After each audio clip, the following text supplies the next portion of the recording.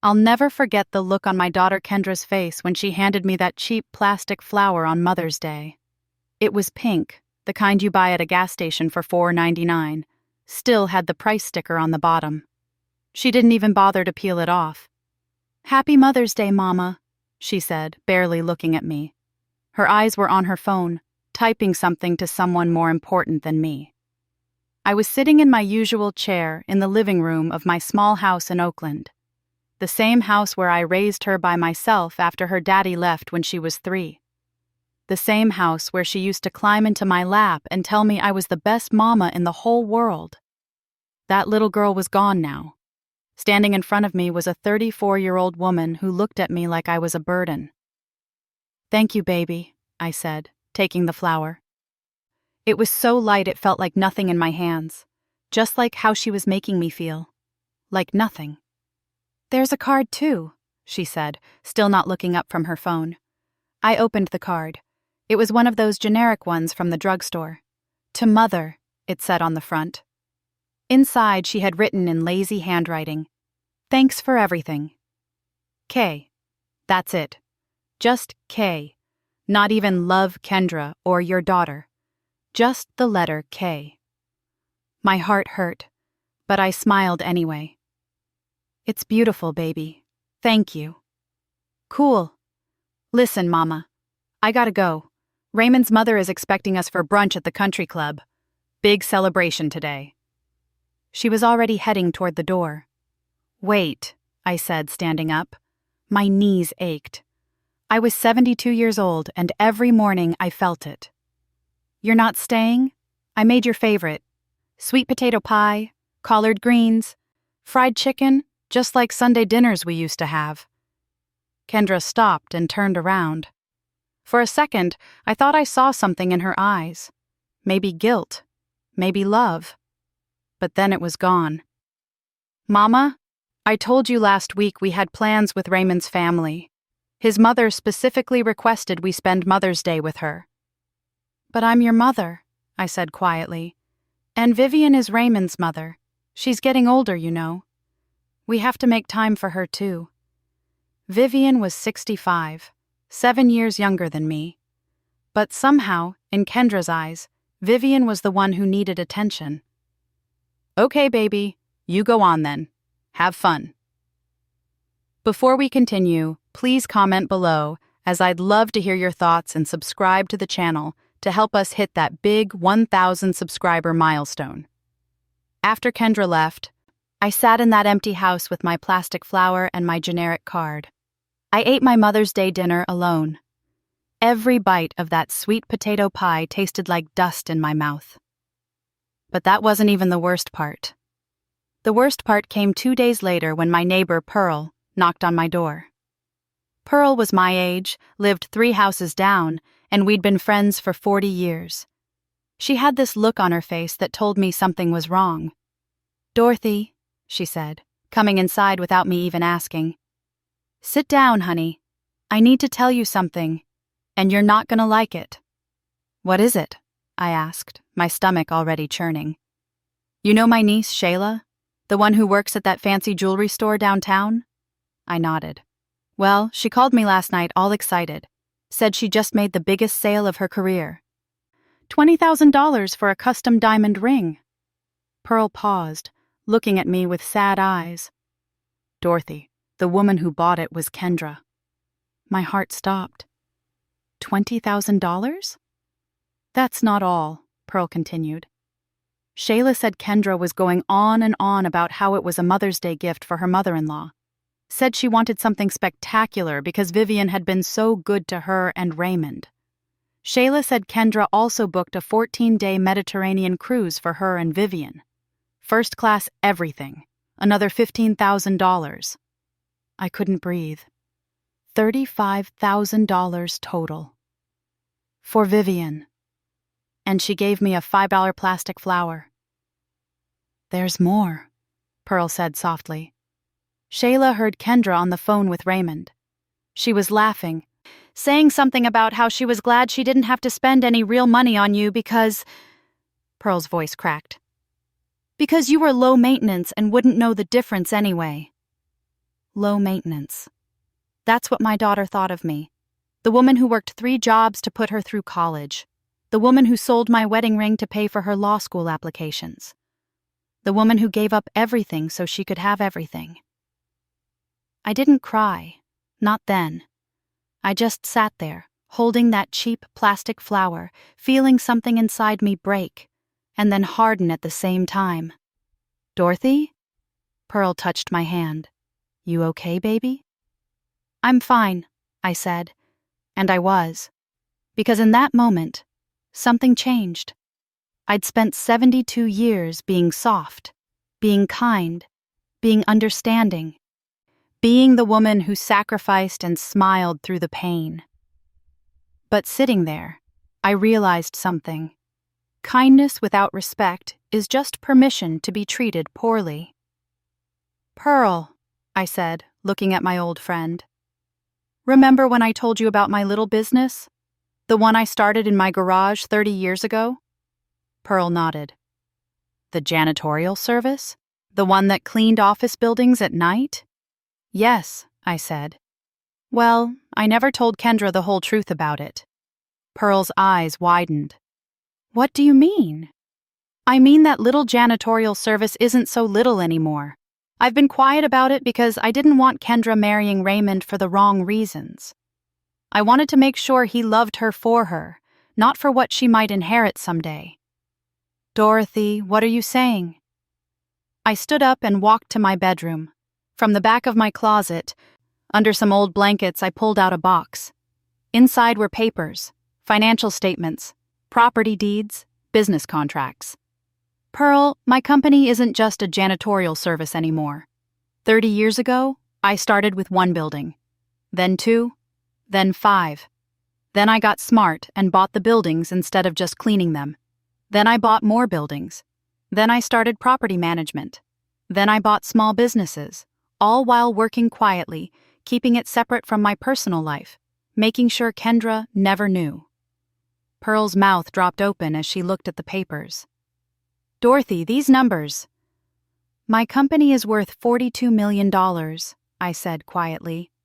"I own 73 commercial properties across California. I employ 417 people, and Kendra has no idea." Pearl sat down hard on my bed. "Why didn't you tell her?" "Because I wanted her to build her own life, make her own way. I grew up with nothing, Pearl. Nothing. I wanted better for her. But I also wanted her to understand the value of hard work, of struggle, of building something yourself. I was going to tell her everything on her 40th birthday. I had it all planned. I was going to make her a partner, teach her the business, set her up for life." "Was?" Pearl asked. "Past tense?" I looked down at that plastic flower sitting on my dresser. "Was," I confirmed. That night, I couldn't sleep. I kept thinking about everything. How I used to braid Kendra's hair every Sunday night for school. How she used to help me count coins from my tip jar. How she cried the day she got accepted to UC Berkeley and told me I was her hero. Where did that girl go? When did I become someone worth a $5 plastic flower? At 3:47 a.m., I made a decision. I got up, got dressed, and drove to my office. Yes, I had an office.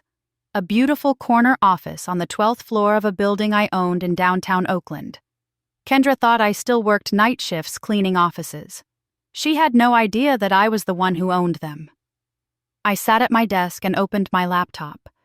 Then I started making calls. By 6 a.m., I had contacted my lawyer, my accountant, and 3 business brokers. "I want to know my options," I told Marcus Richardson, my lawyer of 20 years. Marcus was the only person besides Pearl and my accountant who knew the full extent of my wealth. "If I wanted to sell the company, how fast could it happen?" Marcus was quiet for a moment. "Dorothy, are you sure? This is your life's work." "How fast?" I repeated. "With a company your size in this market? If you're willing to accept a fair price, I could have offers within a week. Closed within a month, maybe sooner if the buyer is motivated." "Do it," I said. "Put out feelers, confidentially. Dorothy, what's going on? I'm 72 years old, Marcus. I've spent my whole life building something, sacrificing, working. And for what? So my daughter can treat me like I'm nothing? So she can spend $35,000 on her mother-in-law and give me a plastic flower? Marcus sighed. I heard about that. Pearl's husband George told me at church. I'm sorry, Dorothy. Don't be sorry. Just do your job. Find me buyers. What about Kendra? I thought the plan was... Plans change, I interrupted. Do it, Marcus. I hung up and sat in my office watching the sun rise over Oakland. The city I'd built my empire in. The city where I'd raised my daughter alone. The city where I'd proven that a black woman with nothing but determination and faith could build something extraordinary. My phone rang. It was Kendra. Mama? She said when I answered. Where are you? I stopped by the house and you're not there. I'm out, I said simply. Out where? It's 7 a.m. Are you okay? I'm fine, baby. Just handling some business. Business? Mama, what business?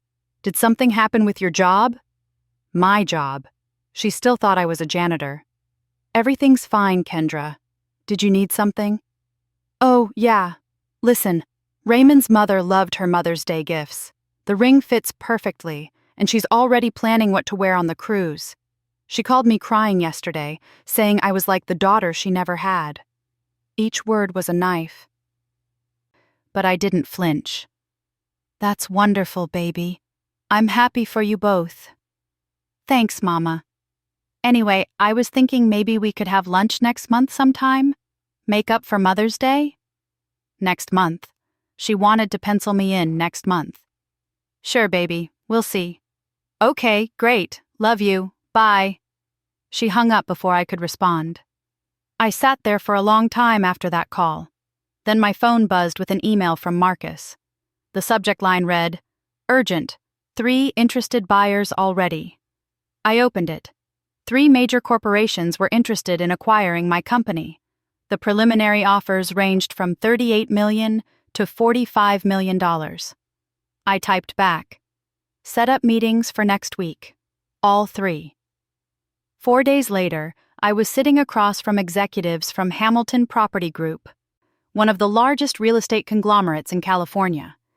They were offering $43 million, all cash, close in 3 weeks. Mrs. Washington, the lead executive said, your company is remarkable. The way you've grown it, the properties you've acquired, your employee retention rate, it's extraordinary. We'd be honored to add it to our portfolio.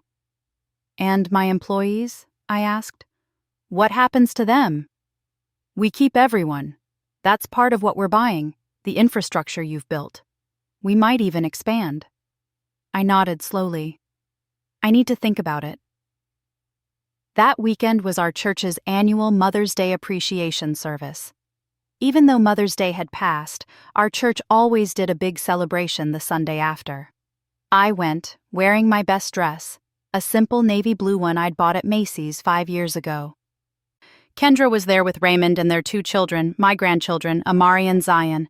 The babies were 7 and 5, beautiful children who barely knew me because Kendra was always too busy to bring them by. Grandma Dot! Amari yelled when she saw me, running over to hug my legs. Hey, baby girl, I said, kissing her forehead. Kendra walked up with Zion on her hip. Mama, you look nice. Thank you, baby. Oh, I've been meaning to tell you, Kendra said, smiling. Vivian wants to have a family dinner next Friday. Nothing fancy, just barbecue at her house. She said you should come too. She said it like she was doing me a favor. Like being invited to the same dinner as Vivian was some great honor. I'll let you know, I said. Pastor Jenkins started the service, calling all the mothers to stand for recognition.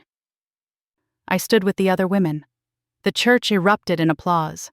Pastor Jenkins talked about the sacrifice of mothers, how they give everything for their children, how they're the backbone of our community. I looked over at Kendra. She was on her phone. After church, I went home and found another email from Marcus. Hamilton Group wants to meet again. They're willing to go to $45 million. They want this deal done. I was about to respond when my doorbell rang. It was Kendra. "Mama, can we talk?" she asked, looking nervous. "Of course, baby, come in." We sat in the living room. That plastic flower was still on my coffee table. I'd left it there as a reminder. "I need to ask you something," Kendra said, not meeting my eyes. "Raymond and I are looking at a bigger house. The one we're in is too small now that the kids are getting bigger. We found this amazing place in the hills, but it's a bit out of our price range." I waited. "I was wondering if you could help us with the down payment. Maybe 20 or 30,000? I know that's a lot, but I promise we'd pay you back eventually, and you could come visit any time, and the kids would have their own rooms." She kept talking, but I wasn't listening anymore. I was doing math in my head. She spent $35,000 on Vivian for Mother's Day. Now she wanted me to give her $30,000 for a house. "How much does Vivian know about this house?" I asked, cutting her off. Kendra blinked. "What? Why would Vivian know about it? Have you asked her for money too?" "No, Mama, why would I?" "Because you spent $35,000 on her for Mother's Day, while I got a $5 flower from a gas station. So I'm wondering if you've already asked her for money and she said no, and now you're coming to me as a backup plan." Kendra's face went red. "Mama, that's not... Who told you about Vivian's gifts? Does it matter? Those gifts were different. Vivian has always been there for us. She babysits all the time, she helps with the kids, "I would babysit if you ever asked me," I said quietly. "I would help if you let me. But you don't ask, Kendra. You don't call. You don't visit. I'm your mother, and you treat me like an obligation." "That's not fair. You gave your mother-in-law a $20,000 ring and called me low maintenance. You think I wouldn't know the difference between a real gift and a gas station flower?" Kendra stood up, angry now. "I don't have to explain myself to you. Vivian appreciates what we do for her. She doesn't guilt-trip us or make us feel bad. Maybe if you were more like her..." "Get out," I said calmly.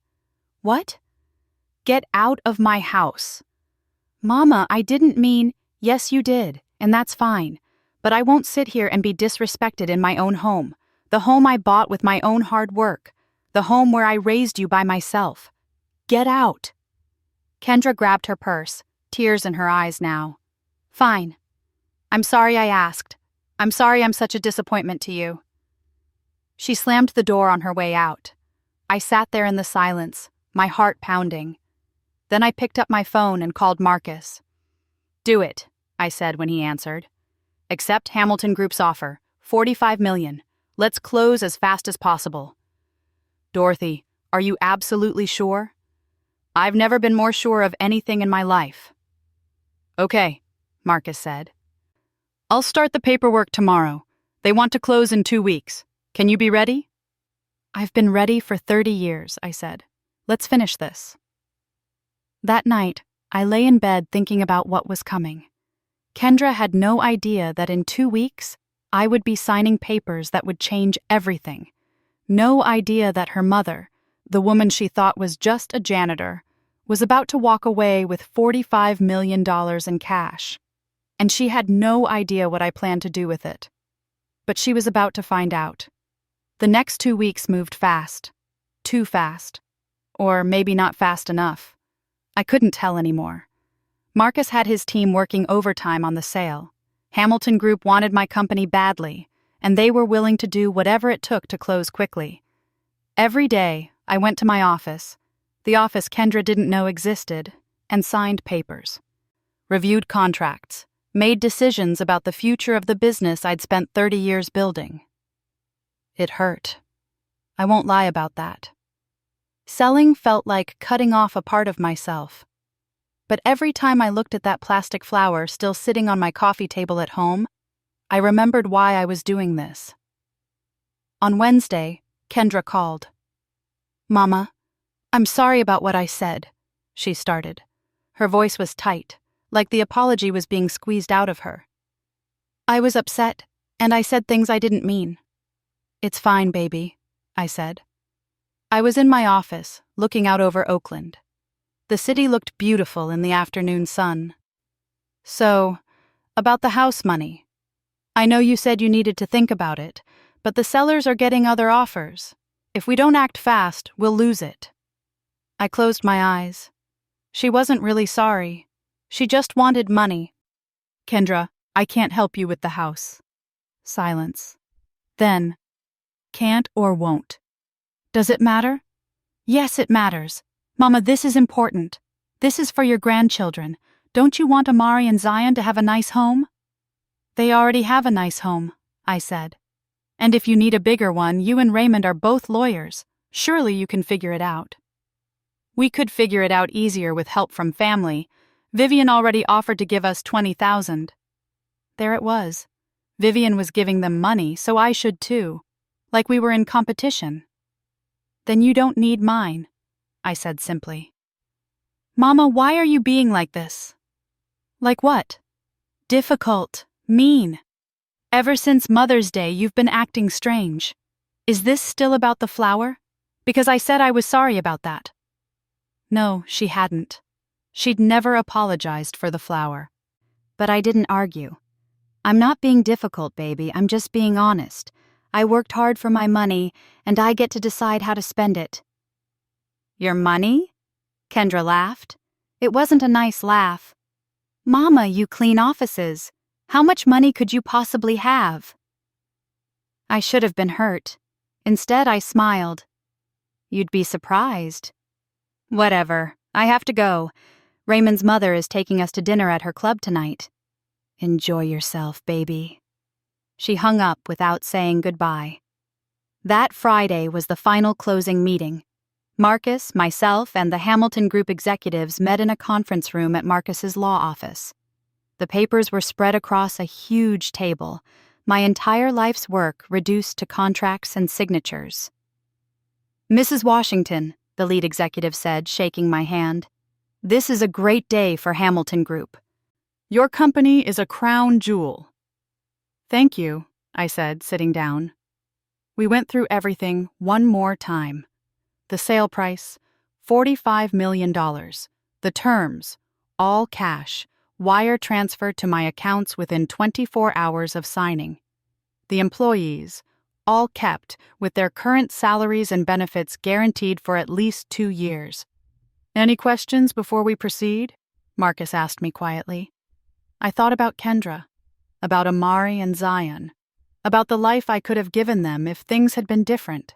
If Kendra had valued me even a fraction as much as she valued Vivian. No questions, I said. Let's do this. I signed my name 37 times, Dorothy Mae Washington, over and over. Each signature felt like closing a door and opening a window. When it was done, the executives shook my hand again, promising to take good care of my company and my people. Then they left. Marcus and I sat alone in the conference room. How do you feel? He asked. Free, I said. And I meant it. Lighter. The money will be in your account by Monday morning. $45 million, Dorothy. Do you have plans for it? I do, I said. First thing Monday, I want you to set up a trust fund for my grandchildren, $5 million each. They can't touch it until they're 25, but it's there for college, buying a home, starting a business, whatever they need. Set it up so Kendra can't access it or control it. Marcus nodded, writing notes. Done. What else? I want to donate $10 million to our church, specifically for the youth programs, the food bank, and scholarships for kids going to college. Marcus's eyes went wide. Dorothy, that's incredibly generous. Pastor Jenkins has been good to me. The church has been my family when my own family wasn't. They deserve it. Okay, that's $20 million allocated. You still have $25 million. What about that? I smiled. That's for me. To live, to travel, to finally do all the things I put off for 30 years while I was building that company. I'm 72 years old, Marcus. How many years do I have left? 10? 15 if I'm lucky? I'm going to spend them living, not working. You've earned it, Marcus said softly. God knows you've earned it. That Sunday, I went to church alone. Kendra wasn't there. She'd texted me Saturday night saying they were spending the weekend with Vivian at her vacation house in Napa. Pastor Jenkins gave a sermon about sowing and reaping, about how what we put into the world comes back to us. I sat in my usual pew, 5th row from the front, and felt something shift inside me. Peace, real peace, for the first time in months. After the service, Pastor Jenkins pulled me aside. "Sister Dorothy, you got a minute?" "Of course, Pastor." We went to his office. It was small and cluttered with books and papers. He offered me tea, and I accepted. "I've been worried about you," he said, sitting across from me. "You've seemed troubled lately." "I'm okay, Pastor. Actually, I'm better than okay." "Is it Kendra?" I should have been surprised that he knew, but I wasn't. Pastor Jenkins had a way of seeing people's pain even when they tried to hide it. "Yes," I admitted, "but I'm handling it." "That child doesn't know how blessed she is," Pastor Jenkins said, shaking his head. "I've watched you raise her, sacrifice for her. I remember when you used to bring her to Wednesday night Bible study still in her school clothes because you didn't have time to go home between your jobs. I remember you falling asleep in church because you'd worked all night and came straight here. That girl owes you everything." "She doesn't owe me anything," I said. "I was her mother. That was my job." "Being a mother doesn't mean being a doormat, Sister Dorothy." I sipped my tea. "I know that now." "Good," Pastor Jenkins said, "because you're a remarkable woman. Don't let anyone make you forget that." On Monday morning, I woke up to an email notification.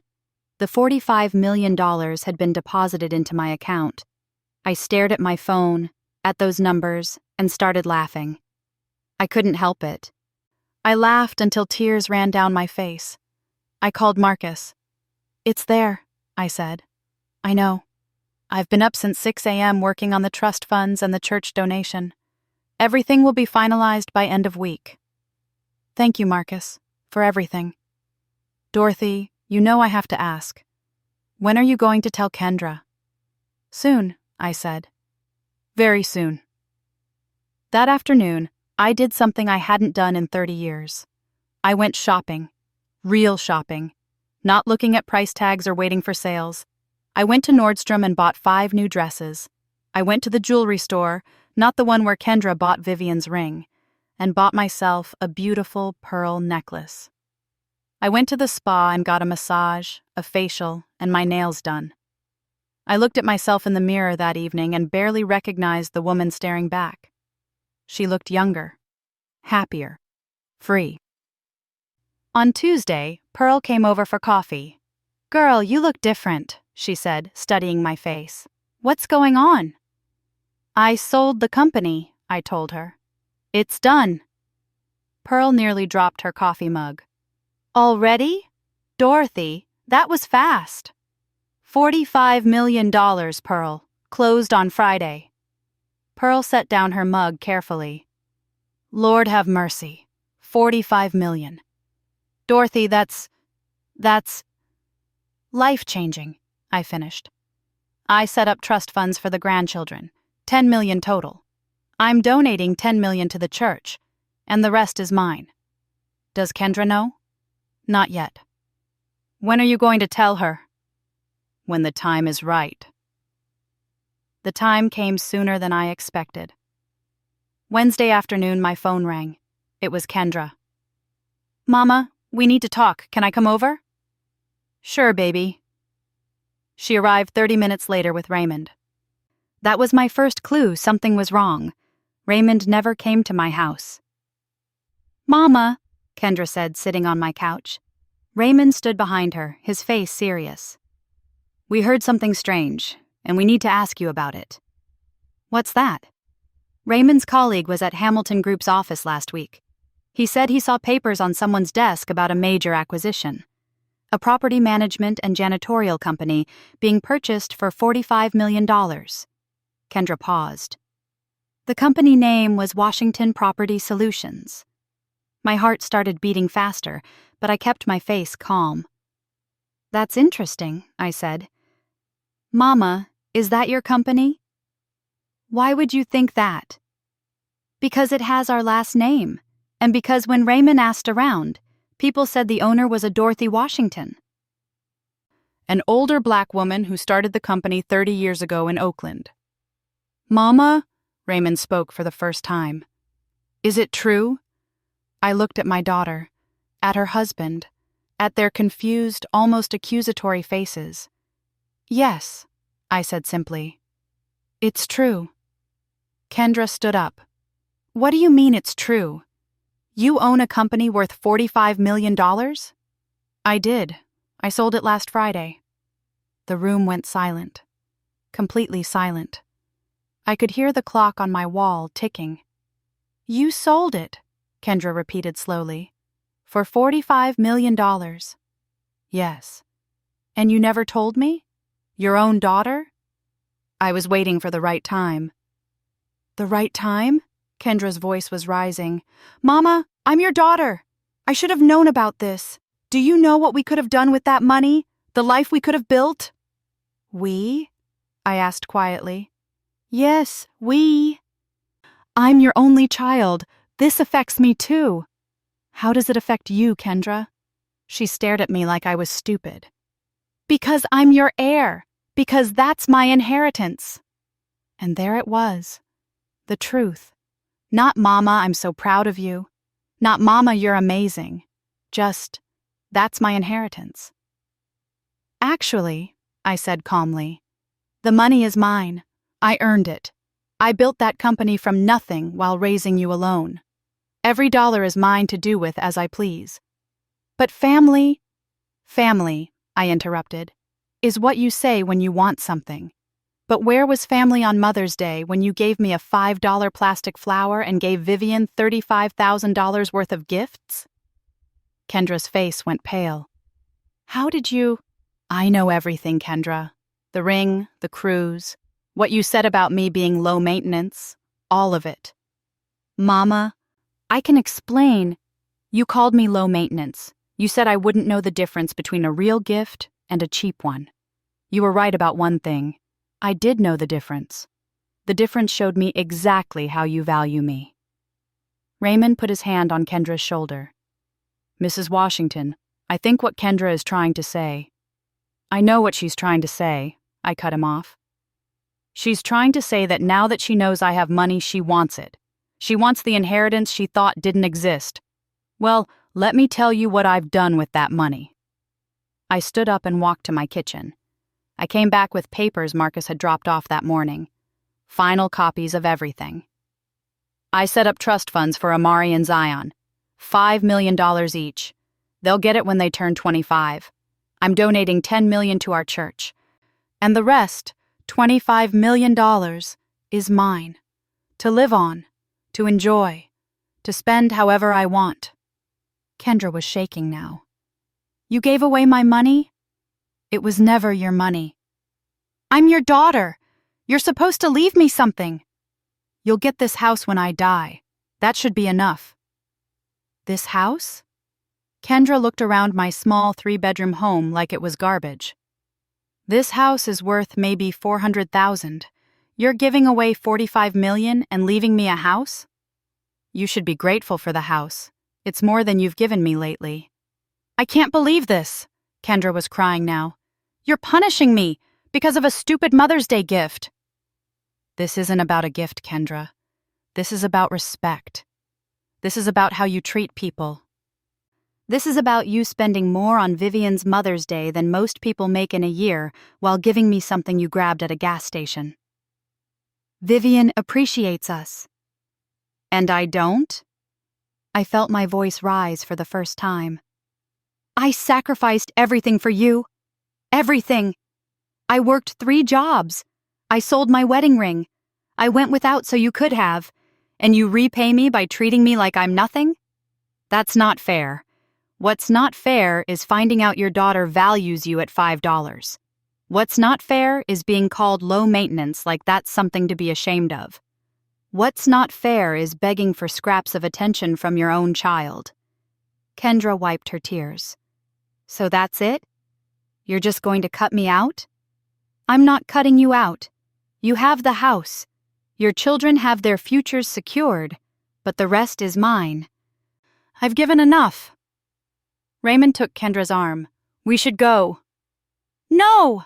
Kendra pulled away from him. Mama, please, can we talk about this? Can we figure something out? There's nothing to figure out. The papers are signed.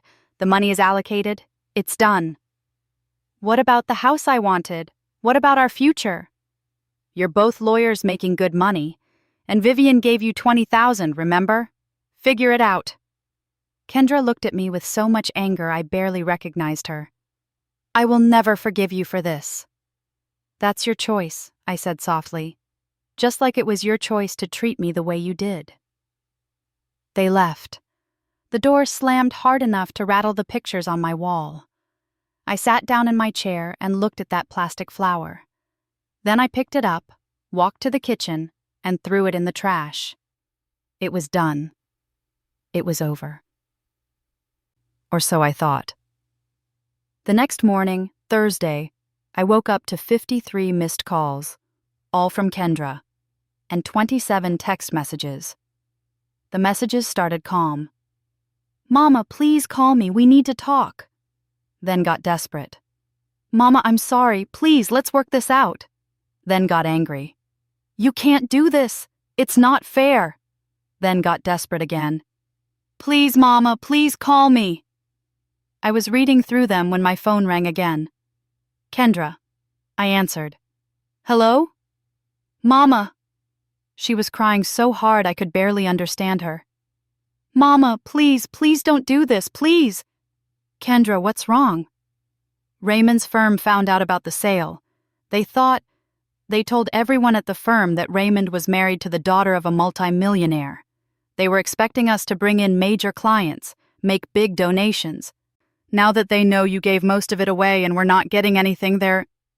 She broke off, sobbing. They're what? They're questioning Raymond's position. They said he misrepresented his connections. They're talking about pushing him out. I closed my eyes. That's not my problem, Kendra. Yes, it is, she screamed. You did this. You could fix this. Just give us something. Anything, Mama, please. Raymond could lose his job. Then he'll find another one. You don't understand. This is his career, his reputation, everything we've built. Everything you've built, I said slowly, was supposed to be built on your own merit, not on my money. Please, she whispered. Please, Mama. I'm begging you. Don't sell the company. Please. Kendra, I said gently. I already sold the company. Last Friday. It's done. The money is gone. Well, not gone. Allocated. But it's done. The sound she made was inhuman. A wail of pure despair. No, no, no, no, no. Mama, please. There has to be something you can do. Please. There's nothing to do. I'm sorry. You're sorry? Her voice turned cold. You're sorry? You just destroyed our lives and you're sorry? I didn't destroy anything, Kendra. I just stopped letting you use me. I hate you, she said. I hate you so much. Then she hung up. My phone rang 28 more times that day. I didn't answer. But that evening I got a call from Marcus. Dorothy, we have a problem. My stomach dropped. What kind of problem? Kendra hired a lawyer. She's threatening to sue you for... He paused and I could hear paper rustling. Financial elder abuse, undue influence, and breach of fiduciary duty. She's claiming you weren't of sound mind when you sold the company, and that she should have been consulted as your next of kin. I sat down hard. She's suing me? She's threatening to. Her lawyer sent a letter. Dorothy, this is serious. If she actually files, it could tie up everything for years. I looked around my small house, at the life I'd built, at the freedom I'd finally found. And I realized the fight wasn't over. It was just beginning. I didn't sleep that night. I kept reading Kendra's lawyer's letter over and over. The words swam in front of my eyes. Diminished capacity. Undue influence. Cognitive decline. They were saying I was too old, too confused, too mentally incompetent to make my own decisions about my own money. The woman who built a $45 million empire from nothing. Who managed 400 employees, who negotiated complex real estate deals. That woman was suddenly too senile to control her own finances? At 6 a.m., I called Marcus. "We fight," I said when he answered. "Dorothy, are you sure? Fighting will be expensive and public. Everyone will know your business." "Let them know," I said. "I have nothing to hide. I built that company with my own 2 hands. Every decision I made was sound, and I will not let my daughter paint me as some confused old woman just because she didn't get what she wanted." "Okay," Marcus said. "Then we fight. I'll file our response today. But Dorothy, I need to prepare you. Kendra's lawyer is Bernard Chen. He's aggressive. He's going to make this ugly. Let him try." By Monday morning, the lawsuit was filed. Kendra was suing me for the entire $45 million, claiming I was mentally unfit when I sold the company and that the sale should be voided. My phone started ringing off the hook. Pearl called. Pastor Jenkins called. People from church I hadn't talked to in years called. Everyone had heard. In our community, news traveled fast. "Dorothy, baby, what do you need?" Pearl asked when she came over that afternoon. "What can I do?" "Pray," I said. "That's all anyone can do right now." "That girl has lost her mind," Pearl said, shaking her head. "Suing her own mother. Over money she never earned. Lord have mercy." Pastor Jenkins came by Tuesday evening. He sat in my living room with his Bible in his lap. "Sister Dorothy, I'm going to testify on your behalf," he said firmly. "I've known you for 35 years. I've watched you build that company. I've seen your sharp mind, your business sense, your wisdom. Anyone who says you're mentally incompetent is lying." "Thank you, Pastor," I said, my voice breaking. "That means everything." "That child needs to learn that you reap what you sow," he said sadly. "She sowed disrespect. Now she's reaping the consequences." Wednesday morning, I had to go to Marcus's office for a deposition. Kendra's lawyer was there. Bernard Chen was a thin Chinese man in an expensive suit, probably 40 years old with cold eyes. "Mrs. Washington," he said once we were all seated. "Let's start simple. How old are you?" 72. "And you live alone?" "Yes." "Do you take any medications?" "Blood pressure medication and vitamins." "Have you ever been diagnosed with dementia, Alzheimer's, or any cognitive disorder?" "No." "When was your last cognitive evaluation?" Marcus interrupted. "She's never needed one. She's perfectly healthy." "That's interesting," Bernard said, smiling, "because my client informs me that Mrs. Washington often forgets conversations, repeats herself, gets confused about dates and times." "That's a lie," I said firmly. "Is it? Or do you not remember because of your condition?" Marcus put his hand on my arm. "Don't answer that. It's a trap." The deposition went on for 3 hours. Bernard Chen twisted every answer, questioned every decision, made it sound like I was too old and confused to function. By the end, I was exhausted. "How did I do?" I asked Marcus afterward. "You did great," he said. "You were clear, coherent, and confident. But Dorothy, I need to tell you something. Chen is going to bring Kendra in as a witness. She's going to testify that you showed signs of mental decline, that you made irrational decisions, that she was worried about you." "Let her," I said. "Let her lie under oath. See where that gets her." That night, I got a visitor I didn't expect. Raymond. He stood on my porch looking ashamed. "Mrs. Washington, can we talk?" "If you're here to convince me to drop the lawsuit, you can leave now." I'm not, he said quickly. Please, just 5 minutes. I let him in. We sat in the living room. Raymond wouldn't look at me. I didn't want this, he said finally. The lawsuit, any of it. I told Kendra it was wrong, but she wouldn't listen. You're her husband. You could have stopped her. You don't know what she's been like, Raymond said, his voice breaking. She's obsessed. She can't sleep, can't eat. All she talks about is the money, how you betrayed her, how you ruined her life. I don't even recognize her anymore. That's not my fault. I know, Raymond said, looking up at me with tears in his eyes. I know it's not. And I'm sorry. I'm so sorry for how she treated you. For the Mother's Day gift. For everything. You deserved better. Why are you telling me this? Because my mother called me yesterday. She heard about the lawsuit. She was horrified. She told me she never wanted those expensive gifts, that she felt uncomfortable with how much money Kendra spent. She said she would have been happy with a card and a phone call, just like you got. I felt something twist in my chest. Vivian said that Kendra has been competing with her own mother for no reason. That Kendra's been trying so hard to impress her that she forgot to love you. My mother cried, Mrs. Washington. She said she would testify for you if you needed her to. Your mother would testify against her own daughter-in-law? My mother believes in what's right, Raymond said. And this isn't right. After Raymond left, I sat in the darkness for a long time.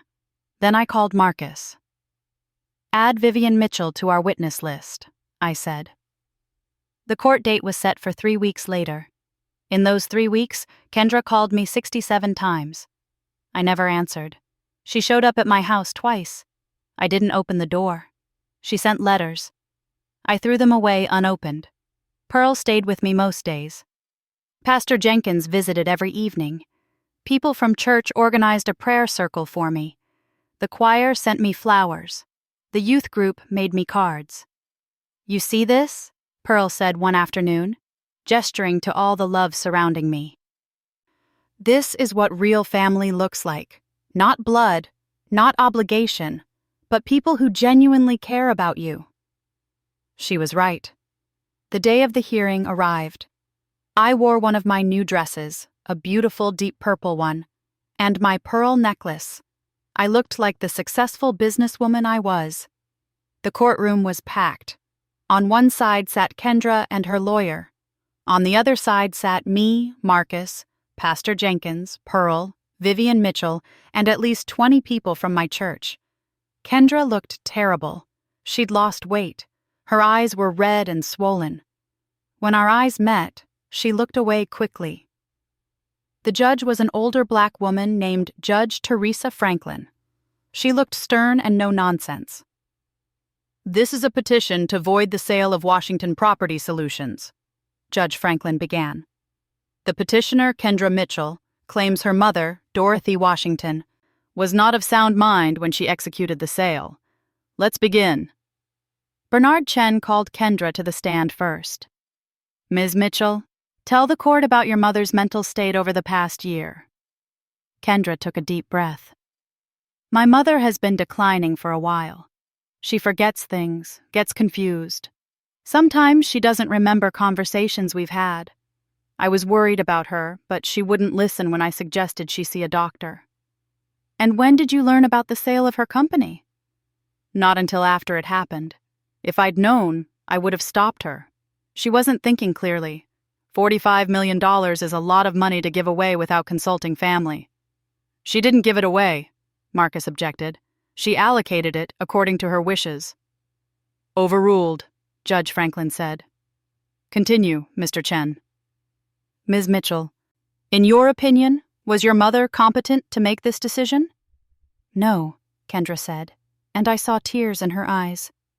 I love my mother, but she wasn't thinking straight. She was confused. She needed protection. When Marcus cross-examined her, he was gentle but firm. Ms. Mitchell, you say your mother was confused and forgetful, but she managed a company with 400 employees successfully for 30 years. How do you explain that? I didn't know about the company until recently, Kendra admitted. Exactly. Because your mother kept it private. She made strategic business decisions, negotiated complex deals, managed finances, all while you thought she was just a janitor. Does that sound like someone with dementia? Kendra didn't answer. Let me ask you something else, Marcus continued. On Mother's Day this year, what did you give your mother? Kendra's face went pale. I don't see how that's relevant. Please answer the question. A flower and a card. What kind of flower? A plastic one. How much did it cost? I don't remember. It cost $4.99 at a gas station. Still had the price tag on it. Is that correct? Yes, Kendra whispered. And that same Mother's Day, what did you give your mother-in-law, Vivian Mitchell? A ring and a cruise. How much did those gifts cost? About $35,000. The courtroom gasped. Judge Franklin's eyebrows went up. $35,000 for your mother-in-law. $5 for your mother. And now you're here claiming you were worried about your mother? That you wanted to protect her? I did want to protect her. Or did you want to protect your inheritance? An inheritance you didn't even know existed until after she'd already allocated the money elsewhere? Objection! Bernard Chen shouted. Sustained, Judge Franklin said. But I'd like to hear more about this. Mr. Richardson, continue. Marcus called me to the stand next. I walked up with my head high. Mrs. Washington, please tell the court about your business. I told them everything. How I started with one building. How I worked 3 jobs while raising Kendra alone. How I saved every penny. How I bought properties. How I built an empire. And why didn't you tell your daughter about it? I wanted her to build her own life, I said. Make her own way. I was going to tell her everything on her 40th birthday and make her a partner. But then, I paused. Then Mother's Day happened, and I realized she didn't value me. She valued money, and I wasn't going to reward that. Some might say you're being vindictive. Some might say I'm being wise, I replied. I worked too hard for too long to give my money to someone who treats me like I'm worthless. Marcus called Pastor Jenkins next. He testified about my mental clarity, my business acumen, my sharp mind. Then he testified about how active I was in church, how I managed the food bank inventory, how I helped organize events. This is a woman who tracks hundreds of items, manages volunteers, and solves problems daily, Pastor Jenkins said firmly. Anyone who says she's mentally unfit is either lying or blind. Then Marcus called Vivian Mitchell. Vivian took the stand looking uncomfortable but determined. Mrs. Mitchell, you're the petitioner's mother-in-law, correct? Yes. And you received expensive gifts from her on Mother's Day? I did, and I wish I hadn't. Vivian looked at Kendra with sad eyes. I never asked for those things. I would have been happy with a card and a phone call. When I found out what Kendra gave her own mother that same day, I was horrified. Why? Because Dorothy is an amazing woman who deserved so much better. I've known her for years. She's sharp, intelligent, and kind. What Kendra did was cruel. And now, seeing this lawsuit, I realize my daughter-in-law has lost sight of what's important. Objection! Bernard Chen was on his feet. This witness is making judgments outside her expertise. I'll allow it, Judge Franklin said. Continue, Mrs. Mitchell. Kendra doesn't need Dorothy's money, Vivian said firmly. She and Raymond make excellent salaries. Their children have trust funds now. This lawsuit isn't about protecting Dorothy, it's about greed. After all the testimony, Judge Franklin called for a recess. We waited in the hallway for 2 hours. Finally, we were called back in. Judge Franklin looked at Kendra with disappointment in her eyes. I've heard all the testimony, she began. And I've reviewed the evidence. Mrs. Dorothy Washington is clearly a brilliant businesswoman with full control of her mental faculties. The evidence shows she built a multi-million-dollar empire while working multiple jobs and raising a child alone. She managed complex finances, employees, and business negotiations successfully for 30 years. Kendra started crying. The fact that she kept this business private from her daughter shows wisdom, not confusion. She wanted her daughter to succeed on her own merits. That is admirable. Judge Franklin looked at me with something like respect. As for the allocation of funds, Mrs. Washington had every right to distribute her money as she saw fit. She secured her grandchildren's futures with generous trust funds. She gave back to her community through a substantial church donation. And she kept enough for herself to live comfortably. These are the decisions of a sound mind. Your Honor, Bernard Chen started. I'm not finished, Judge Franklin cut him off.